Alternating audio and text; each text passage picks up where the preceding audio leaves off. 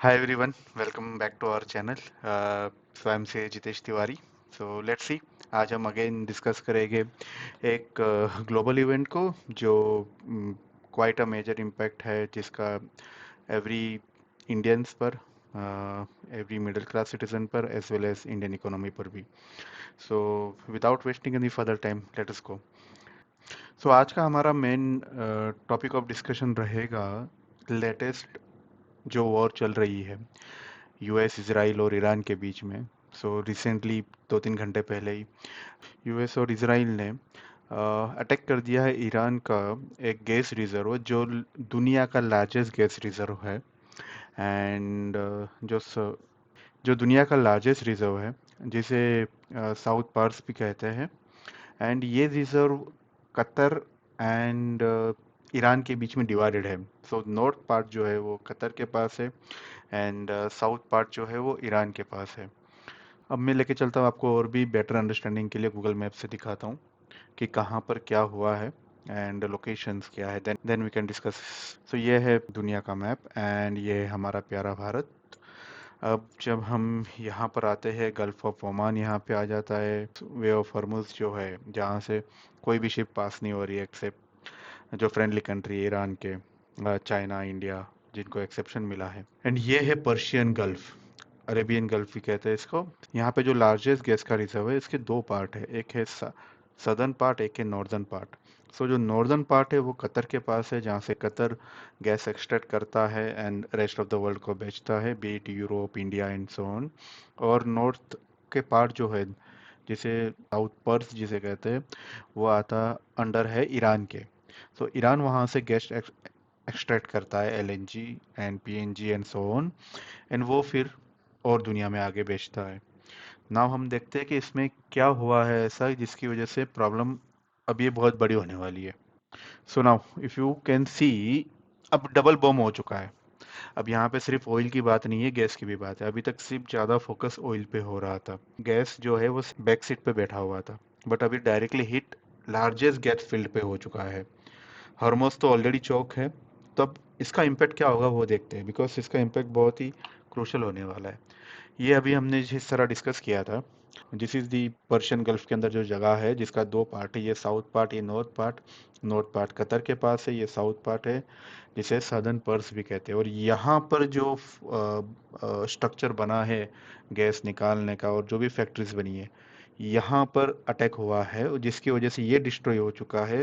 And इसका रिपोर्कशंस ये है कि जो नॉर्थ पर जो कतर गैस प्रोड्यूस और प्रोक्योर करता था उसने भी वो प्रोग्राम होल्ड कर दिया है, क्योंकि रिटेलिएशन यहाँ से भी हुआ है नॉर्थ पार्ट ईरान के पास से. तो इन डिफेंस बोलिए या फिर इन प्रिकॉशन इन्होंने भी अपना प्रोडक्शन होल्ड करके रख दिया है.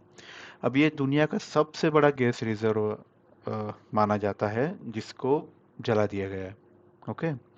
अब देखते हैं इसका इम्पैक्ट क्या होने वाला है, बिकॉज अब कतर पे तो अटैक हो चुका है उसके लार्जेस्ट गैस फील्ड पर. अब ना कतर रिटालिएट कर रहा है. कतर बोल रहा है कि जितने भी ये हमारे नाइबरिंग जीसीसी कंट्रीज हैं, अब वहाँ पर जितने भी ऑयल या गैस के रिजर्व है we will attack that part. अब ये बहुत बड़ा पेंडोरा बॉक्स ओपन कर देता है, बिकॉज सऊदी के अंदर है, मल्टीपल रिफाइनरी है, जैसे यूएई उसके बहुत ही नज़दीक है, इवन कतर उसके नज़दीक है. तो वहाँ पे भी अभी ईरान ने वार्निंग इशू कर दी है कि they might attack on this strategic reserve also and production facilities. Qatar ने, मैंने जैसे बताया, प्रोडक्शन होल्ड कर दिया. कतर 20% ऑफ दुनिया का एलएनजी सप्लाई करता है. Can you understand the gravity? 20% दुनिया का एलएनजी अब वो रुक चुका है. तो 20% का तो वहीं पर आपकी सप्लाई में कट हो गया है. और ये कट हर एक देश की इकोनॉमी के लिए एज वेल एज प्रोडक्शन के लिए और नॉर्मल पीपल के लिए, मिडिल क्लास के लिए बहुत बड़ा इम्पैक्ट क्रिएट कर देगा.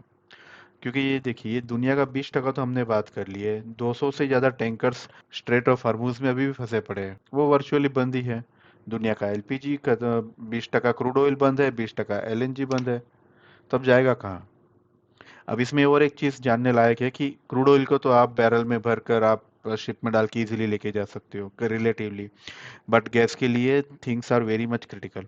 जब गैस निकलती है तो उसके बहुत ही लो टेम्परेचर में उसको लिक्विड में ट्रांसफ़र किया जाता है, एंड देन उसको स्पेसिफाइड जो कंटेनर बने होते हैं शिप्स, उसमें भरकर और फिर उसे ट्रांसपोर्ट किया जाता है, and it is a long long period of time.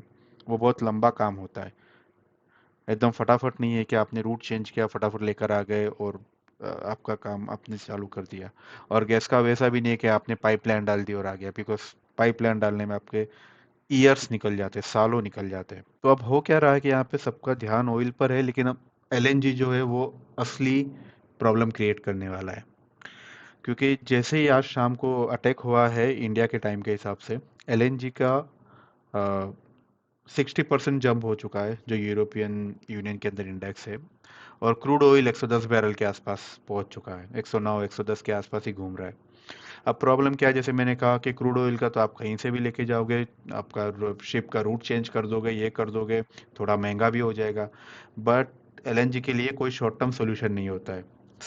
इसका पूरा टर्मिनल, पाइपलाइन और सब कुछ इंफ्रास्ट्रक्चर बिल्टअप करने में सालों निकल जाते हैं, जो ये अभी डिस्ट्रॉय हो चुका है।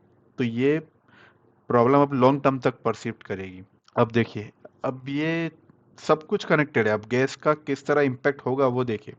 जैसे ही गैस की स्पॉट सप्लाई आपकी शॉर्ट हो रही है, ठीक है, तो आपका पावर ग्रिड, आपका पावर का यूसेज ज़्यादा बढ़िएगा। So very very simple example, आपका गैस घर में आप यूज़ करना बंद करोगे तो आप इंडक्शन या फिर इलेक्ट्रिक जो भी अप्लायंसेस है वो ज़्यादा यूज़ करना चालू करोगे, तो आपका पावर कंजम्पशन बढ़ जाएगा। तो ये वहाँ जाएगा। गैस की सप्लाई कम हुई तो आपके गैस के सिलेंडर से फिर आपके घर में जो सप्लाई गैस है उसके रेट बढ़ जाएंगे। सबसे मेन चीज़ है फर्टिलाइज़र, जिसकी कोई बात नहीं कर रहा है, बिकॉज गैस का बहुत सारा यूटिलाइजेशन फर्टिलाइज़र बनाने में होता है, यूरिया बनाने में होता है। और यूरिया आपका महंगा हो जाएगा जैसे ही गैस महंगा होगा। यूरिया का प्रोडक्शन कम होगा फर्टिलाइजर का, तो उसका रेट भी बढ़ेगा।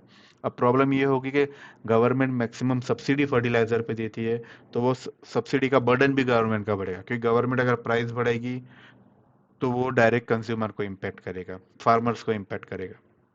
Same thing food and agriculture में स्पाइक हो जाएगा। अब ये स्पाइक हो गया तो प्रॉब्लम आएगी आरबीआई की। अगेन इन्फ्लेशन आपका बढ़ेगा, तो आरबीआई को इंटरेस्ट रेट पे देन प्लस या माइनस करना पड़ेगा। एंड देन अगेन फिर बात आएगी पॉलिसी, जियो पॉलिटिक्स पे बात आ जाएगी, आपकी पॉलिसी किस तरह होगी, आप कहाँ से और देख सकते हो। सो अल्टीमेट चेन रिएक्शन ये बहुत बड़ा होने वाला है, क्योंकि shock at the source compound through the entire domestic economy. और हमारी बहुत बड़ी डिपेंडेंसी है एलएनजी की कतर के ऊपर। अब आम आदमी को क्या इम्पेक्ट होगा, वही सबसे बड़ा इशू है। एलएनजी जो घर का कुकिंग गैस है वो 50% स्ट्रेट ऑफ हॉर्मुज से इंपोर्ट किया जाता था। अब आईईए ने तो पहले वार्निंग दे दी है कि वो डायरेक्टली रिस्क है हमें। तो इसका दाम हमेशा बढ़ने वाला है, इसकी शॉर्टेज वेरी मच होने वाली है। Again power and food inflation, जो मैंने आपको समझाया कि जैसे आपका इंडस्ट्री, फर्टिलाइजर प्लांट्स और पावर स्टेशन में इम्पोर्टेंट एलएनजी पे चलता ही है वो। फर्टिलाइजर महंगी होगी, फर्टिलाइजर महंगी हुई, खाद महंगी हुई, डायरेक्ट फूड इन्फ्लेशन, फूड भी महंगा हो जाएगा। तो आप अभी ये देखिए, इसमें आपको बहुत ही सिंपल तरीके से दिखेगा कि इमीडिएट स्पाइक जो है वो ऑयल का दिख रहा है, बट जो अंडरलाइंग चीज जो बहुत से लोग मिस कर जाते हैं या फिर ध्यान में बहुत लेट आती है, इट्स लाइक एलएनजी की प्राइस शूट अप होगी तो आपका इन सब चीजों पे इम्पैक्ट हो जाएगा, जो आपका कोर चीज है। अब इसमें भी अगेन हम आ जाते हैं कौन से सेक्टर को इम्पैक्ट हो रहा है। तो हाई रिस्किंग सेक्टर कौन से है, आपके OMC, HPCL, BPCL, IOC. 90% crude oil हमारा इंपोर्टेड होता है, तो इंश्योरेंस कॉस्ट बढ़ेगा, लंबा रूट से हम कहीं ना कहीं से मैनेज करेंगे, तो इनका प्रॉफिट मार्जिन तो स्क्वीज होने ही वाला है। गवर्नमेंट रिटेल प्राइस पॉलिटिक्स के कारण बढ़ने नहीं देगी ज़्यादा, क्योंकि अदरवाइज गवर्नमेंट पे क्वेश्चन खड़ा हो जाएगा। तो ये इन कंपनियों से बहुत प्रेशर आएगा। सेकंड, आपका एविएशन पे प्रेशर प्रेशर आ जाएगा, इंडिगो पे, एयर इंडिया पे। इनका जेट फ्यूल महंगा हो रहा है अभी तो। रिसेंटली इन्होंने सेपरेटली फ्यूल चार्जेस लगाना भी स्टार्ट कर दिया है। सो ये फेयर हाइक भी होगा। एंड देन सेकंड आता है हमारे पेंट्स है, फिर हमारे स्टील है। इन सब इंडस्ट्री पे भी इनका जो भी, और we can say the raw material है, वो बहुत महंगा होने वाला है, बिकॉज ऑफ विच इन सब इंडस्ट्री पे भी हाई प्रेशर होगा, जिनको सस्टेन करना बहुत मुश्किल होगा। और जैसे इन पे प्रेशर आएगा, ये आपके आउटपुट की प्राइस भी बढ़ा देंगे। अब इन सब चीज़ों में बेनिफिट या फिर थोड़ा कंपेरेटिवली आप बोलिए बेनिफिट किसको हो रहा है या कौन से, एक तो डिफेंस वाला है, बिकॉज हर जियोपॉलिटिकल क्राइसिस के अंदर आप अपना आप कहीं ना कहीं से कुछ सीखते हो। अगर ये वॉर हुई तो वहां से भी इंडिया कुछ सीख रहा है। जैसे हमने अभी 1800 करोड़ का जो ड्रोन बजट अनाउंस किया है एडिशनल, तो उसकी वजह से भी आपका डिफेंस का जो भी पीएसयू है या फिर डिफेंस सेक्टर जो है उसको बहुत बूस्ट मिल जाएगा। गोल्ड और एसजीबी जो है वो भी कहीं ना कहीं आपका एक एक स्टेबल बोलिए या फिर मोर सेफर ऑप्शंस हो जाता है ऐसे सिनारियो के अंदर, बिकॉज ये सिनारियो अब लॉन्ग टर्म तक चलने वाला है, मिनिमम 3 मंथ 6 मंथ। अब इसमें आगे क्या हो सकता है उस पर बात करते हैं।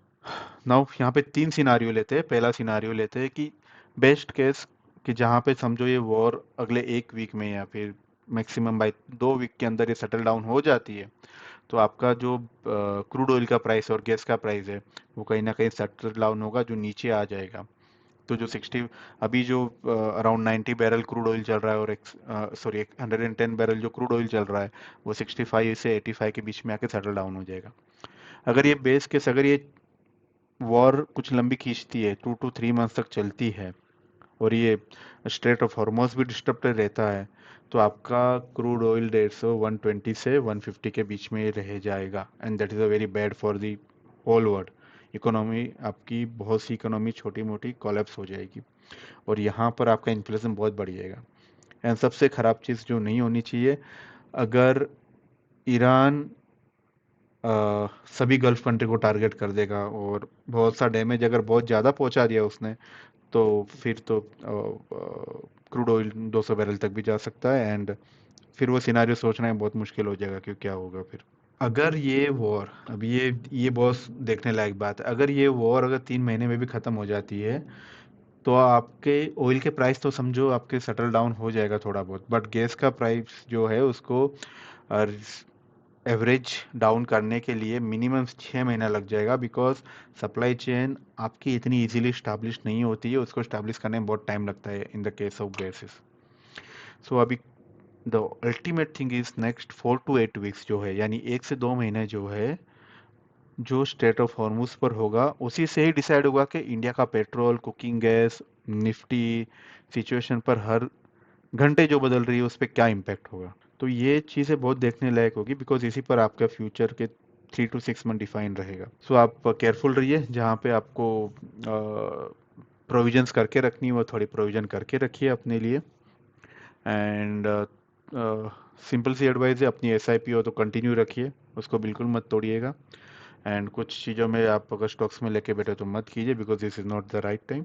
एंड कमेंट पे बताओ कि आपका कौन सा सिनारियो सबसे लाइकली लगता है, कि जल्दी होगा, मीडियम होगा, कि लंबा चलेगा वॉर। आपको ये वीडियो अच्छा लगा हो तो कमेंट कीजिए, प्लीज़ सब्सक्राइब कीजिए और शेयर कीजिए अपने दोस्तों के साथ में, तो उन्हें भी अपडेट रहने में आसानी होगी कि फ्यूचर में क्या उनको डे टू डे लाइफ में भी इम्पेक्ट करने वाला है। सो ऐसे ही जानकारी के लिए जुड़े रहिए। Thank you so much. जय हिंद, जय Bharat. Thank you so much.